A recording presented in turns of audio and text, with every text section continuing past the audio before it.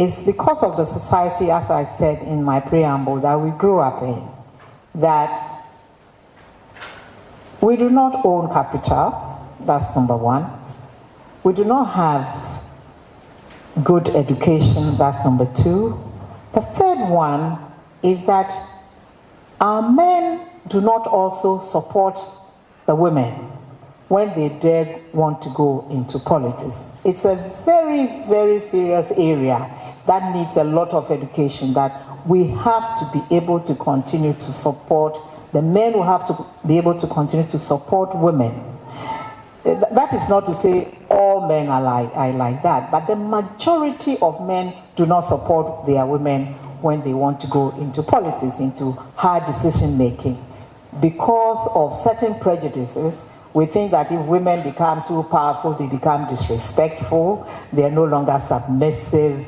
You know, all these funny ideas that we have. But there are women who are in politics who are still, and I use the word submissive advisedly.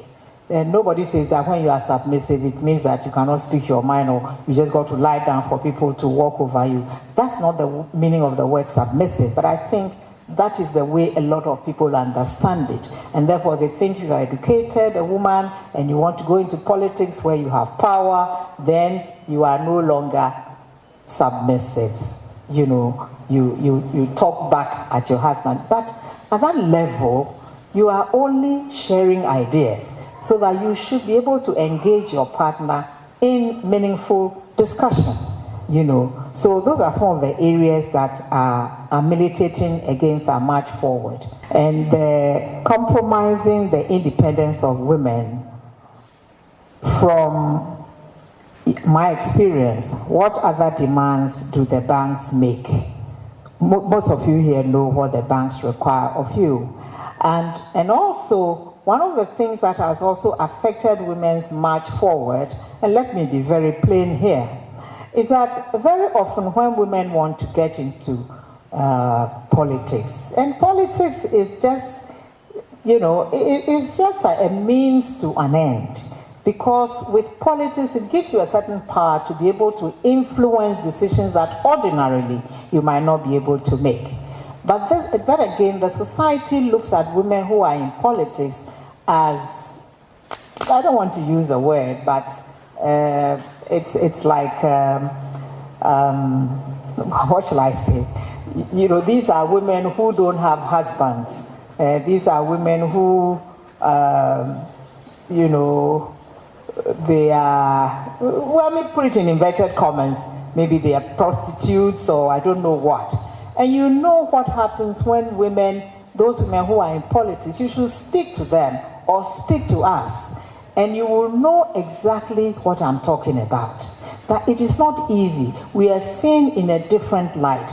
It is either, it is assumed that you have to sleep with people to be able to get to where you are. People are not beginning to think that women have reached the stage where they can stand on their own without all these appendages that, you know, they try to clothe us in. And these are some of the reasons why a lot of women also are afraid to venture into that area, because they are afraid of what is going to be said about them by society, by their husbands, family, by their own family members. So they tend to shy away a little from moving forward. And this is also affecting our march towards this big dream of wanting to have a female president. Of the population is women. So if the women want the president, it's easy. If they vote for themselves, presto, nothing stops them from doing it.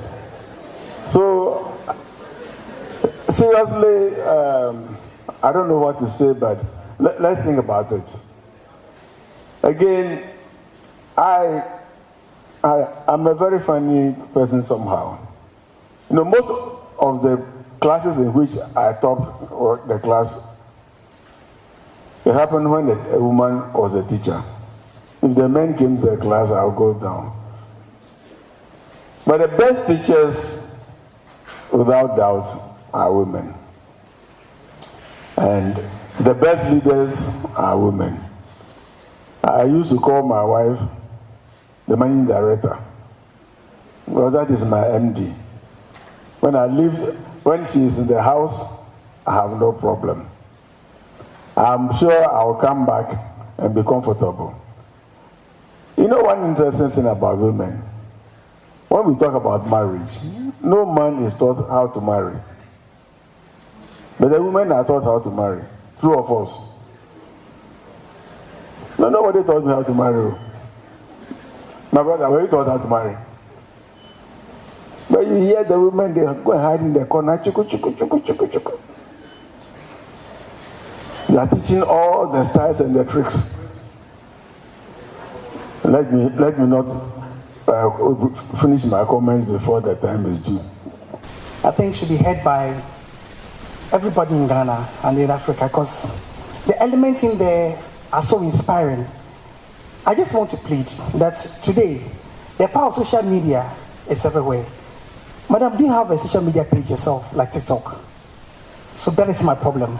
So women should be seen moving from showing who they are in their way and their grooming on platforms and listen to such powerful speeches like this from you. So it means that from today we should be able to see you on TikTok, on Facebook, because you have a lot to offer women. Thank you very much. When Madam was speaking, she said that the person who is supposed to come must be apolitical. That's what she said.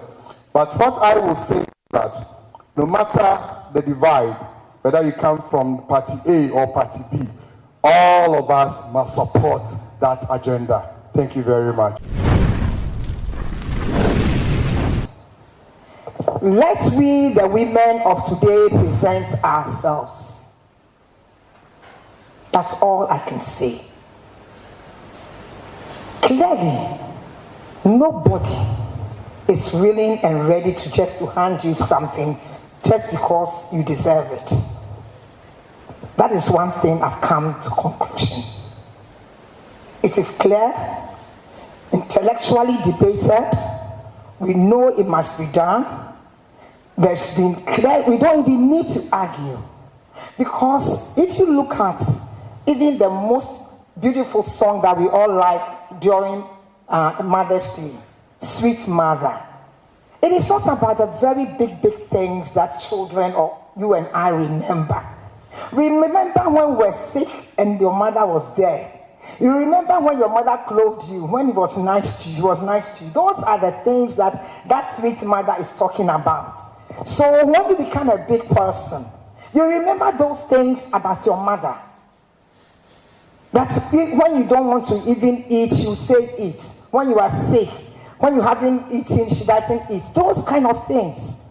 So it is the little things that women have naturally that build a whole society, a nation, a home, and individuals from babies to become lords and kings and top officers. It is the mother things, the little things, which mothers naturally possess. So on this note, I'd say that it is very clear. I love the part that you said there should be an Institute of Leadership Women. So I think it would be good to encourage other women. I also like the part that it is important that we have a mentorship program. But most importantly, women, those of us, everything you can do, get up and do it. That's what it is. Let's not wait. Let's not wait for affirmative anything. Don't come. Let's just get up. Present yourself. You get the blows, the dirty slaps, the trash will be thrown at you. Somebody must sacrifice. Let us be the generation that sacrifice the next generation of women, so that the ceiling that seems to be cracking, we can just smash it. And when we smash it, then the next generation will not be thinking of somebody handing them the opportunity, but they will grab the opportunity, because the opportunity will never be handed to you. Since you deserve it, go for it. Our mission is to clearly is to promote and advocate for gender equality in leadership positions, specifically in the highest office of our great nation, Ghana. We believe that every capable and qualified individual, regardless of your gender, should have and must have equal opportunity to lead our country. And that is where I'm saying, present yourself. Look around. The wind of change is blowing. Young women are taking over leadership positions in various spheres, including our tertiary institutions. Today, after 71 years, Miss Yvonne Osei Adobia and Baba Mills are the new SRC president and vice at Kwame Nkrumah University of Science and Technology. Also, Fatimatu Ali has been elected the Ghana Institute of Journalists' first female SRC president. And if you listen to their stories, they presented themselves. It was not handed to them. They are qualified and they presented themselves. They failed and they kept coming. It is time to break the glass ceiling, remove barriers, and pave the way for Ghana's first female president. To all the successful women who have taken up the challenge to serve the nation in various capacities, as you, Your Excellency, I say Ayiko, as our lady, you always on TV talking, we say Ayiko. For all other women, all of you in various capacities, we say Ayiko. A distinguished pillar of modern Ghana.